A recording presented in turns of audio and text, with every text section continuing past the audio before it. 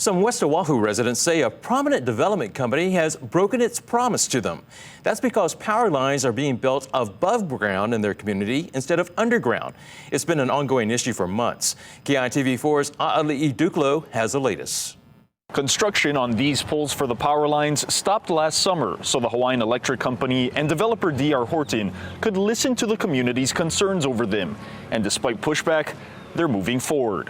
When they stopped construction, we're trying to present it as a way as we're listening to the community.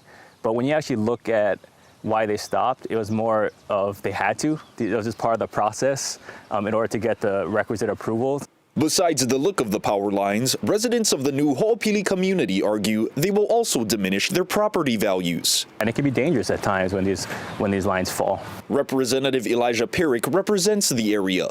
He says he's repeatedly heard his constituents claim D.R. Horton promised the power lines would go underground. Residents said, well, it might be in the 200-page contract that I signed when I got the home, but when I was at the realtor's office, when I was at the demo office at D.R. Horton, I was told the power lines would be underground. In talks with Hawaiian Electric and D.R. Horton, residents claim they offered alternatives, such as rerouting the power lines around the subdivision instead of through it. That didn't seem like an option that was in good faith explored by the developer and HECO. In response, Hawaiian Electric said in a statement, "This work is to fulfill our contractual obligation to our customer, D.R. Horton, to provide safe and reliable electric service for existing and new homes in the Ho'opili community and in the surrounding area.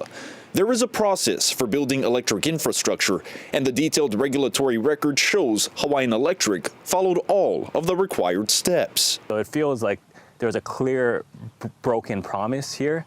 D.R. Horton denies it ever promised the residents it would install the power lines underground, adding the power lines, quote, are expected to increase grid reliability to help ensure that the Ho'opili community and the growing population within the region receive reliable electric service now and for years to come. Hawaiian Electric reports construction will resume later this month and continue until May. A'ali'i Duklo, KITV4 Island News.